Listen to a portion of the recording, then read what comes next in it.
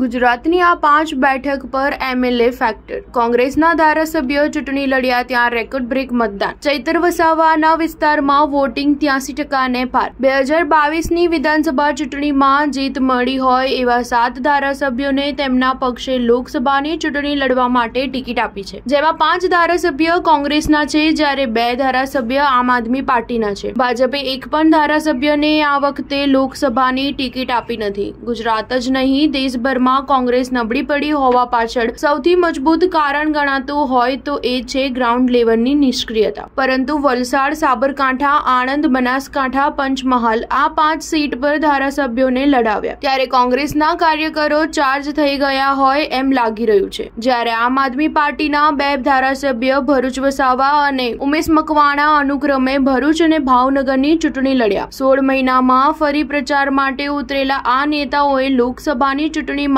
પણ દમખમથી શહેર અને ગ્રામ્ય વિસ્તાર ખૂંદ્યા। બીજી તરફ ભાજપની વ્યૂહરચના બૂથ પ્રમાણે મેનેજમેન્ટ 5 લાખની લીડનો ટાર્ગેટ પણ અસરકારક રહ્યું હોઈ શકે। ગુજરાતની કુલ 26 બેઠકમાં સુરતના હાઈ પ્રોફાઇલ પોલિટિકલ ડ્રામાને બાદ કરતા સૌથી રોચક રાજકીય મુકાબલો બનાસકાંઠામાં રહ્યો। છેલ્લી ઘડી સુધી બનાસકાંઠાના અલગ અલગ ઘટનાક્રમે આખા રાજ્યની પ્રજાનું ધ્યાન ખેંચ્યું છે। બનાસકાંઠામાં સવારે 9 વાગ્યા સુધીમાં 12.28% મતદાન થયું છે। સ્ટાર ન્યૂઝ 7 હંમેશા સચ્ચાઈની સાથે।